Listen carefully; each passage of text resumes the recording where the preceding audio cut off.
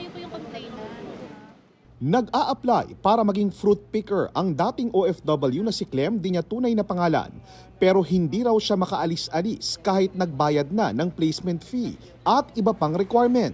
Nag-down po ako ng 100,000 para sa processing fee raw po nila. Hanggang ngayon, di na po ako nakalis. Lagi kaming nare-refuse sa Poland Embassy po.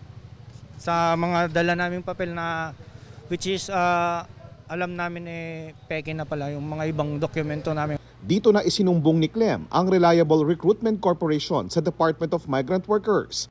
Sa pakikipag-ugnayan ng DMW sa Manila Police, natuklasang kumukuha ng mga aplikante ang Reliable Recruitment Corporation pero ang inaalok na trabaho wala pala umanong aktibong job orders. Nakasaad sa batas na para makapag-recruit kailangang may active job orders na makikita sa database ng DMW. Nang puntahan ang recruitment agency sa Ermita, Manila, walang mga staff sa loob. Agad na itong pinaskilan ng closure order ng DMW.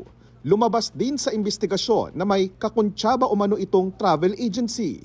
Kasi conduit sila nung recruitment agency na registered, ang nangyayari, dun sila nagse-seminar, tapos dito naman sila nagpa-process sa travel agency. Sa isang operasyon, nagpanggap na aplikante ang isang police asset at nagpunta sa Raven Air Travel Tours and Consultancy. Siningil daw siya ng down payment na 70,000 pesos para maproseso raw ang kanyang application. Hindi po inabot nila sa akin Siya yung tumanggap ng pera. Ang tumanggap ng mark money, napaiyak na lang at lumapit sa isa sa mga kasamahan sa ipinasarang travel agency. Agad din siyang inaresto ng MPD. Ipinasara rin ang naturang travel agency.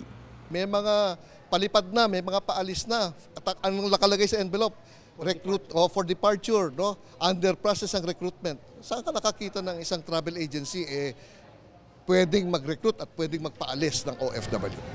Ilang beses naming sinubukang kunin ang panig ng Reliable Recruitment Corporation at Raven Air Travel Tours and Consultancy pero wala raw maaring magsalita sa kanila kaya iniwan namin ang aming contact number at email.